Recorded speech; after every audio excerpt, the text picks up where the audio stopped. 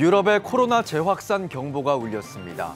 이런 가운데 독일, 벨기에, 네덜란드 등 서유럽 일부 지역에는 기록적인 폭우까지 더해져 인명피해도 늘고 있습니다. 중국 기독교 박해가 그 어느 때보다 심각한 상황인 것으로 전해지고 있습니다. 하지만 중국 내부의 기독교 신도 수는 꾸준히 증가하고 있는 것으로 알려지고 있습니다. 바른인권여성연합이 여성가족부가 배포한 보도자료를 반박하는 성명을 발표했습니다. 연합은 조화로운 양성평등을 위해서는 가장 먼저 여가부를 폐지해야 한다고 주장했습니다. 한국교회 총연합과 한국기독교총연합회를 중심으로 연합기관 간의 통합 논의가 이어지고 있는 가운데 한국교회 주요 교단 지도자들이 교회 연합 움직임에 목소리를 더했습니다. 잠시 후 전해드립니다.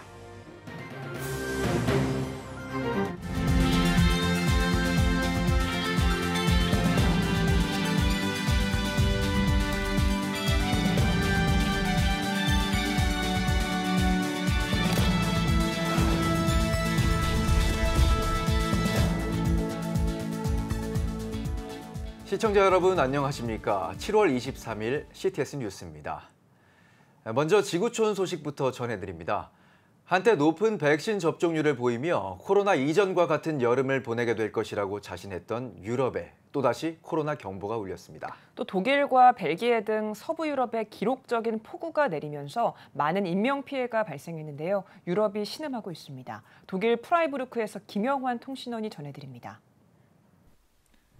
알프스로 향하는 독일의 고속도로입니다. 여름방학을 맞아 휴가를 떠나는 차들로 가득해야 할 고속도로가 한산합니다.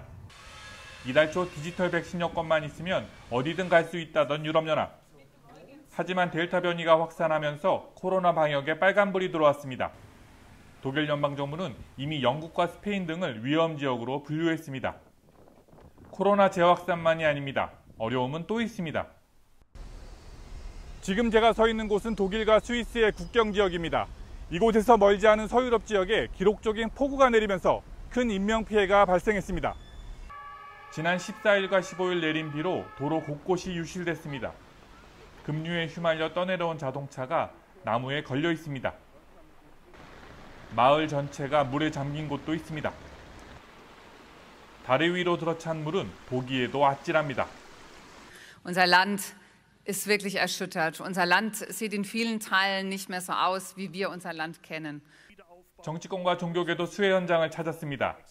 코로나에 이어 홍수 피해까지 고통을 겪는 주민들을 위로했습니다.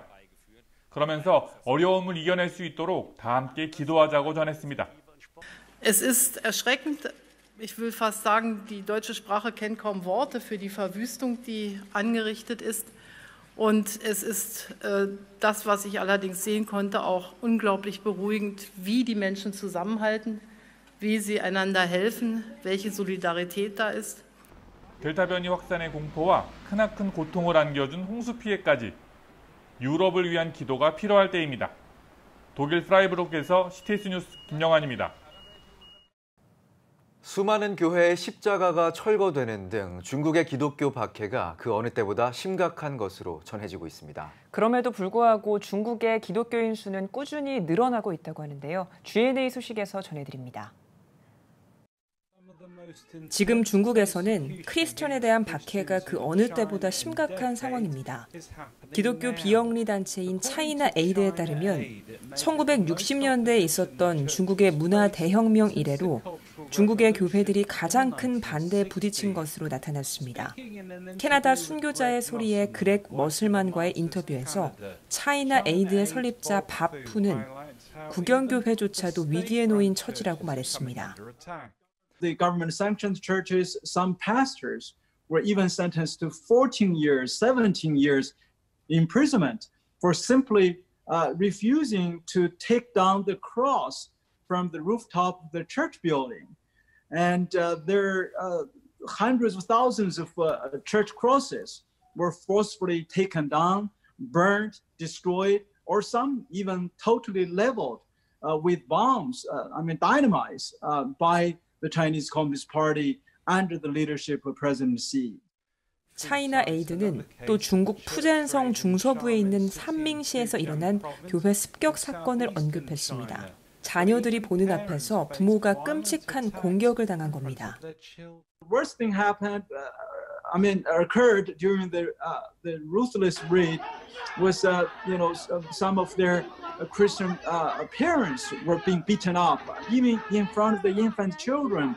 As you saw from the video, the mother was beaten up right in front of her infant baby. The baby was crying out helplessly. And then you have one brother was even beaten so severely, several of his ribs were even broken, and he had to be sent to the hospital for surgery. 하지만 이런 강력한 박해 속에서도 중국의 교회들은 꾸준히 성장하고 있다고 말했습니다. The number of Chinese Christians now had reached to 130 million. So that's 10% of China's population. By 2030, the number will be inevitably, and if the persecution intensified, actually it will accelerate the growth. So the number will indefinitely reach to at least 224 million. So China is destined to become the largest Christianized nation in less than a decade. So that only God, can do that. GNA 소식이었습니다.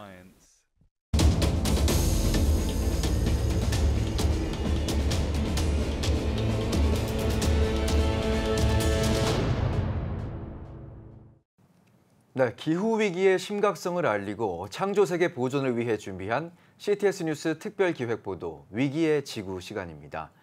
지난 시간 기후위기 현황과 문제점에 대해 알아봤는데요. 기후위기의 원인으로 단연 탄소 배출을 꼽습니다. 또 탄소 발자국이라는 개념이 있는데요. 하나의 상품을 생산하고 소비하는 과정에서 발생하는 이산화탄소의 양을 뜻합니다. 오늘 이 시간에는 탄소 발자국에 대해 살펴보겠습니다. 최대진 기자입니다. 내가 생활 속에서 배출하는 이산화탄소의 양은 얼마일까? 우리나라 국민 1명이 1년 동안 배출하는 탄소는 약 12톤에 달합니다. 세계 평균의 2.5배가 넘는 수치입니다. 방에 불을 켜고 PC를 사용하고 버스나 자동차를 타는 등 우리가 일상생활에서 사용하는 모든 제품들은 이산화탄소를 발생시키고 그 양을 산정한 것이 바로 탄소 발자국입니다. 보통 사람들은 탄소 하면 에너지만 생각합니다. 하지만 그렇지 않습니다. 문자 한 건, 이메일 한 통, 물 끓이는 거, 생수 한 병, 바지 한 벌, 자동차, 머무는 집, 그리고 살림을 벌채하는 것 등 삶의 전 영역에서 탄소가 배출됩니다. 우리의 일상에서 탄소 발자국을 아예 없애는 것은 불가능한 만큼 전문가들은 개개인이 일상에서 고탄소 제품을 지향하고 저탄소 제품을 사용할 것을 조언합니다. 특히 제품을 한 번 쓰고 버리느냐 아니면 오랫동안 사용할 수 있는지 수명 주기를 따져봐야 한다고 강조합니다. 플라스틱 1kg과 똑같은 철강 1kg이라면 철강 1kg이 훨씬 더 고탄소 제품이고 유리 1kg이 훨씬 더 고탄소 제품일 수 있습니다만. 근데 이거를 하루로 따지면 오늘 하루로 따지면 플라스틱이 훨씬 더 수명이 짧기 때문에 훨씬 더 고탄소 제품일 수 있죠. 2009년부터 정부는 환경 성적 표지 제도에 근거한 탄소 성적 표지 제도를 도입해 운영하고 있습니다. 지난 6월 30일 기준 1239개 제품만 환경 성적 표지 인증을 받았으며 저탄소 제품인 탄소 중립 제품은 224개에 그칩니다. 특히 3단계의 탄소 중립 제품은 많이 나와 있지 못한 수준인데요. 좀 더 이 부분에 시민들이, 국민들이 깨어서 탄소 중립의 제품들이 더 많이 생산, 출시될 수 있도록 하는 데 관심을 둬야 할 필요가 있습니다. 텀블러는 600번에서 1000번 정도 써야 플라스틱을 대체하는 효과가 있다고 하거든요. 무조건 안 사는 게 최고 좋고요. 일단 샀다면 최대한 오래 쓰는 게 제일 좋고요. 그런 다음에 이제 물건을 살 때 이게 정말 이산화탄소 발생량이 많은 제품인지 아닌지를 따져보는 게 그 세 번째입니다. 탄소 발자국을 없애는 것은 불가능한 만큼 탄소 발자국이 적은 제품을 사용하기 위한 노력 필요해 보입니다. CTS 뉴스 최대진입니다. 1832년 7월 25일 칼 귀칠라프 선교사가 개신교 선교사 최초로 조선을 찾아 복음을 전했는데요. 올해로 189년이 됐습니다. 토마스 선교사보다 무려 32년 앞서 조선을 찾아 20일간 복음을 전하며 우리 민족을 일깨웠던 인물인데요. 칼 귀틀라프 선교사에 대해 이현지 기자가 전해드립니다. 예배를 마치며 교인들이 함께 기도하는 주기도문. 예수님이 12제자에게 가르친 기도의 모범인 이 주기도문을 우리에게 최초로 전한 인물. 바로 독일 루터교 목사인 칼 귀틀라프 선교사입니다. 1832년 7월 25일 충청도 기착지인 고대도에 도착한 귀틀라프 선교사는 20일 동안 머물며 주기도문을 한문으로 쓰고 한글로 번역해 우리 민족에게 전한 것인 성경 번역의 효시로 평가받기도 합니다. 특히 우리 민족의 문자인 한글의 독창성과 과학성을 서양에 소개한 인물이기도 합니다. 특히 귀틀라프 선교사가 환자들을 위해 약을 처방한 것은 조선에서 서양 선교사가 최초의 의술 활동을 한 기록으로 알려졌습니다. 또한 먹을거리가 부족했던 조선 백성들을 위해 서양 감자를 심고 재배하는 법을 가르치고 포도로 음료를 만드는 법도 전수했습니다. 189년 전 귀틀라프 선교사는 비록 짧은 기간이었지만 최초의 한국 선교사로 한국 선교의 초석을 마련했다고 해도 과언이 아닙니다. 조선을 찾은 최초의 선교사로 한국 기독교 역사에 중요한 위치를 차지할 뿐만 아니라 고대도 역시 한국 최초의 선교지로 그 의미가 큽니다. 한편 CTS에서는 7월 26일 오후 4시 충남 보령 고대도에서 이원생 중계로 한국 선교 189주년 기념 제8회 칼 귀틀라프의 날 특별 생방송을 전해드릴 예정입니다. CTS 뉴스 이현지입니다. 기독교 대한 하나님의 성회가 평등에 관한 법률안 제정 반대와 철회를 촉구하는 성명을 발표했습니다. 기하성은 성명에서 이 법안은 최근 논의되는 포괄적 차별금지법 제정과 동일한 것으로 우리의 신앙 양심과 한국교회의 전통에 어긋나고 사회의 분열과 갈등을 초래할 소지가 크다며 법률안 철회를 촉구했습니다. 또 평등법은 평등을 앞세우고 소수 보호의 명분을 주장하지만 도리어 다수의 권리를 제한하고 차별을 조장하는 결과를 낳을 것이라고 지적했습니다. 이어 평등법은 동성애 보호법이자 동성애 반대자 처벌법 같다면서 동성애를 조장하는 독소 조항을 심각하게 우려하고 제정을 반대한다고 전했습니다. 바른인권 여성연합이 여성가족부가 배포한 여성가족부 관련 주장 팩트체크 보도자료를 반박하는 성명을 발표했습니다. 연합은 성명에서 여가부가 배포한 여성가족부에 대한 오해, 사실은 이렇습니다에서 모순과 오류를 발견할 수 있다며 성인지 예산과 성평등 교육 강제 이수 등 4가지 항목의 문제점을 지적했습니다. 또 여가부를 향한 국민의 불편함과 분노를 가짜뉴스로 폄하해 변명하는 모습에 또다시 분노한다고 전했습니다. 이어 남녀가 서로의 차이를 인정하며 조화로운 양성평등을 이루기 위해서는 가장 먼저 편향적인 페미니즘 실현을 목표로 하는 여가부를 폐지해야 한다고 촉구했습니다. 한국교회 교단장 회의가 2021년 제1차 정례 모임을 갖고 교계 연합기관 통합 추진에 협력하기로 했습니다.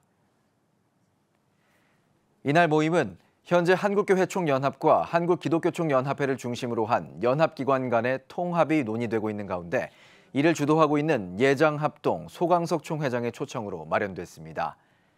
이날 비공개로 진행된 안건 토의에서는 한국교회 주요 연합기관 간 통합의 필요성에 대해 교단 지도자들이 공감했습니다.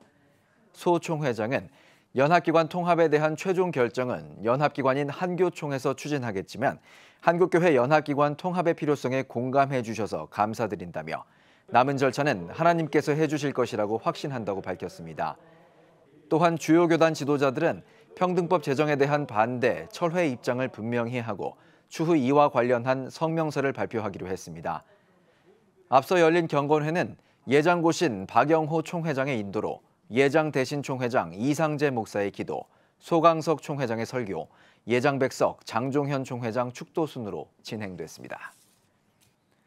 서울시가 코로나19 방역수칙을 위반하고 대면 예배를 강행하는 종교시설을 폐쇄하는 방안을 검토하고 있습니다. 서울시는 종교시설이 방역수칙을 다시 위반할 경우 과태료와 운영 중단에 더해 시설 폐쇄를 검토하고 있다며 사랑제일교회 등에 비대면 예배를 하도록 설득하고 있다고 전했습니다. 또 코로나19 위기 극복을 위해서는 다중이용시설의 방역수칙 준수가 필수적이라고 생각한다면서 교회 관계자나 교인들에게 협조를 당부했습니다.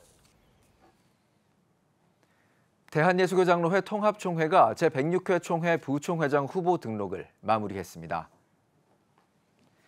예장 통합총회 제106회 총회 목사 부총회장에는 2명이 입후보했으며 기호 추첨을 통해 서울 연신교회 이순창 목사가 1번을, 청주 강서교회 정헌교 목사가 2번을 각각 뽑아 선거를 진행하게 됐습니다. 장로 부총회장에는 경기중앙교회 이월식 장로가 단독 후보로 등록을 마쳤습니다. 한편 이날 현장에서는 오는 9월 28일부터 사흘간의 일정으로 열리는 제106회 정기총회의 선거 방법과 관련해 전자투표와 리모컨 투표 시연이 진행됐습니다.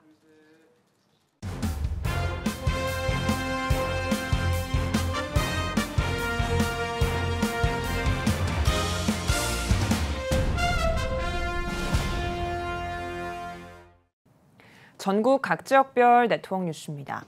국회 평등에 관한 법률안을 발의하는 것을 두고 대구 기독교계가 평등법안 철회를 촉구하는 목소리를 높이고 있습니다. CTS 대구방송 배진우 기자가 전해드립니다. 평등법안이 발의되자 대구 기독교 청년합회는 13일 기자회견을 열고 반대 활동에 나섰습니다. 대기청은 평등법안의 사회질서와 가정을 파괴하는 조항이 담겨 있다며 철회를 촉구했습니다. 또 인권보호와 평등을 가장한 비민주적이고 반사회적인 법이라고 지적했습니다. 기자회견에 이어 대기총은 소속 교회들과 함께 평등법안 반대 주일 예배를 드렸습니다. 대구 서문교회 이상민 목사는 평등법안이 제정되면 기본권 침해와 신앙의 자유 등이 제한될 수 있다고 말했습니다.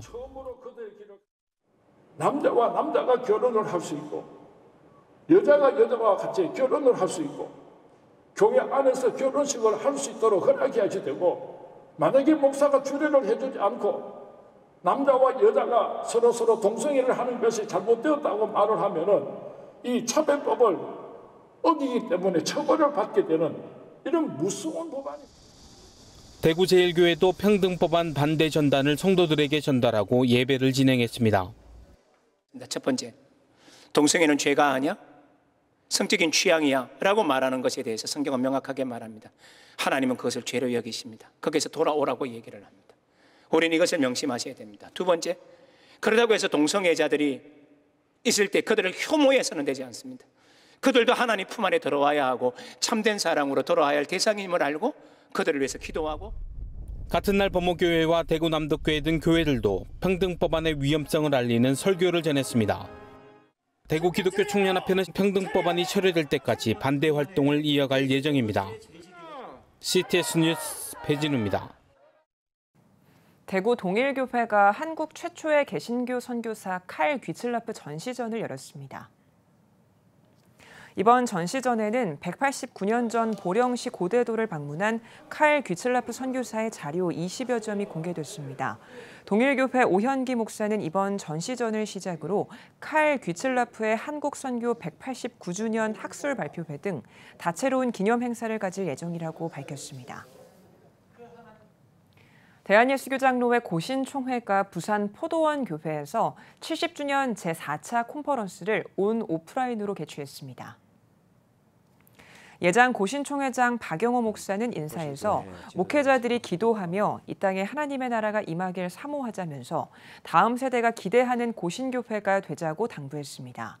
이날 일리노이 대학 성영은 교수, 예일대학 권수경 교수, 창원 가음정교회 제인호 목사가 포스트 코로나 시대를 주도하기란 주제로 강연했습니다.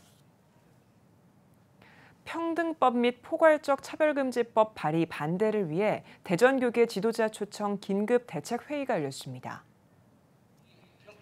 충남대학교 법학전문대학원 명재진 교수가 법안의 문제점을 설명하고 더불어민주당 김회재 의원이 한국교회 대처 방안과 국회 동향을 발표했습니다.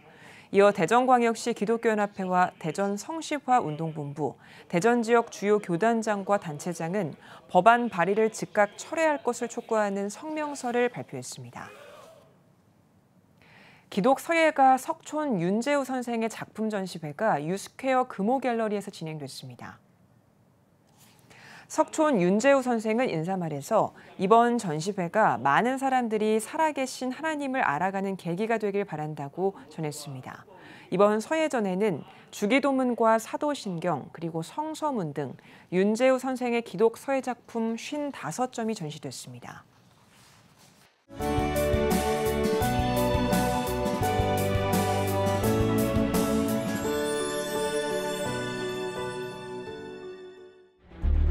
(15년간) 225조 원 투입.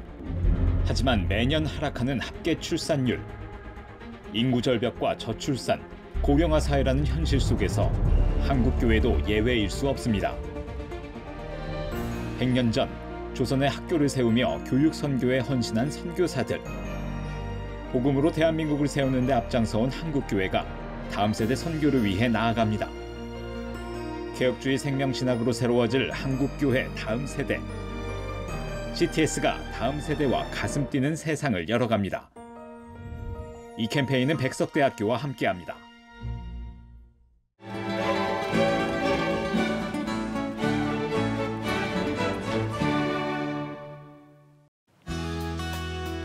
내일은 전국이 대체로 맑겠습니다.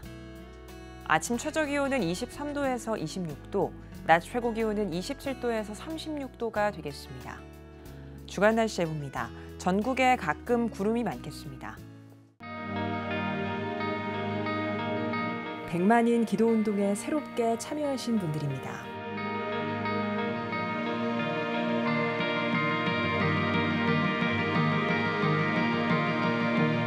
백만인 기도운동을 통해 보내주신 후원금은 국내는 물론 전 세계를 향한 CTS의 영상 선교 사역을 위해 소중하게 쓰이고 있습니다.